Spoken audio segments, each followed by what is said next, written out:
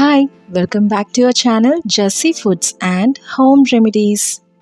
ఈరోజు నేను మీకు ఎంతో సాఫ్ట్ అండ్ స్పంజీగా ఉండే కేక్ చూపించబోతున్నాను. ఇది చాలా సింపుల్ ఇంగ్రీడియంట్స్ అయిన సూజీ అండ్ గులాబ్ జామున్ పౌడర్తో చేసిన కేక్. ఇది చాలా బాగుంటుంది, చాలా టేస్టీగా ఉంటుంది. పిల్లలైతే చాలా ఇష్టంగా తింటారు, అంత బాగుంటుంది కేక్.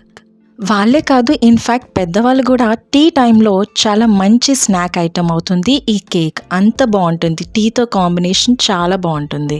ఇంకా ఏమాత్రం లేట్ చేయకుండా ఎలా చేయాలో చూద్దాం. ఫస్ట్ దీనికోసం ఒక మిక్సీ జార్లో 1 కప్ సూజీ తీసుకోండి. చిన్న గల్లున్న ఉప్మా రవ్వ అయితే ఇంకా బాగా ఫైన్ పౌడర్ అవుతుంది. దీన్ని ఇప్పుడు మనం మిక్సీ జార్లో ఫైన్ పౌడర్ లాగా చేసుకోండి, ఈ వీడియోలో చూపిస్తున్నట్టు. ఇప్పుడు నెక్స్ట్ ఇంకొక బౌల్లో 3/4 కప్ వరకు షుగర్ తీసుకోండి. నెక్స్ట్ ఒక 1/2 కప్ వరకు ఆయిల్ తీసుకోండి. ఏదైనా కూడా ఫ్లేవర్లెస్ ఆయిలే తీసుకోండి. గ్రౌండ్నట్ ఆయిల్స్ లాంటివి అసలు వాడొద్దు, టేస్ట్ స్పాయిల్ అవుతుంది. ఇప్పుడు దీన్ని కొంచెం మిక్స్ చేసుకోండి. షుగర్ మొత్తం డిజాల్వ్ అవ్వాల్సిన అవసరం అస్సలు లేదు. ఇప్పుడు అందులోనే మనం ఆల్రెడీ మిక్సీ పట్టుకున్న బొంబాయి రవ్వ యాడ్ చేసుకోండి, అదే ఉప్మా రవ్వ. ఇప్పుడు ఇందులోనే ఇన్స్టెంట్ గులాబ్ జామున్ మిక్స్, నేను తీసుకుంటుంది బాంబినో బ్రాండ్, మీరు ఏదైనా బ్రాండ్ తీసుకోవచ్చు. మొత్తం హోల్ 1 ప్యాకెట్ అంతా అందులో వేసేయండి. ఇప్పుడు 1/2 టీ స్పూన్ ఇలాచీ పౌడర్ తీసుకోండి. ఒకవేళ ఇలాచీ పౌడర్ లేకపోతే మీరు సూజీ గ్రైండ్ చేసినప్పుడే 2 to 3 ఇలాచీస్ వేసుకోండి. ఇప్పుడు అందులోనే 1/2 teaspoon baking powder, 1/2 teaspoon baking soda add చేయండి.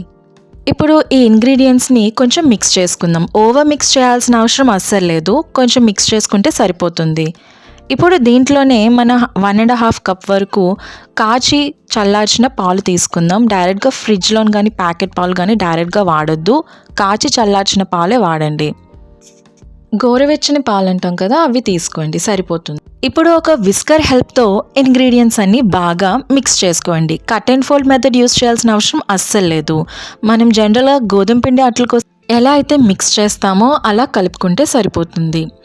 ఇప్పుడు ఆల్రెడీ బేకింగ్ టిన్లో మనం బటర్ పేపర్ వేసి ఆయిల్ చేసిన ఈ కేక్ టిన్లోకి ఈ మిక్స్ అంతా ట్రాన్స్ఫర్ చేసుకోండి. ఇక్కడ నేను వెనిగర్ అండ్ ఎసెన్స్ లాంటిది ఏది యూస్ చేయలేదు, కానీ కేక్ మాత్రం చాలా ఫ్లేవర్ఫుల్గా వస్తుంది. ఆ టిన్ కోసం బటర్ పేపర్ యూస్ చేయాల్సిన అవసరం లేదు, మీరు మైదాతో డస్టింగ్ చేసుకున్నా సరిపోతుంది. కొంచెం ఎయిర్ బబుల్స్ అన్నీ పోవడానికి ఒక 2-3 టైమ్స్ ట్యాప్ చేయండి. నెక్స్ట్ ఇప్పుడు మనం ఒక కడాయి, ఇలాంటి స్టాండ్ ఒకటి కడాయిలో పెట్టి మనం ఈ కడాయిని ప్రీహీట్ చేసుకోవాలి. ఇది ఈజీగా మార్కెట్లో అవైలబుల్లో ఉంటుంది. అండ్ లిడ్ క్లోజ్ చేసి ప్రీహీట్ చేసుకోండి ఒక 5 minutes. ఇప్పుడు ప్రీహీట్ చేసిన కడాయిలో కేక్ టిన్ని ప్లేస్ చేయండి.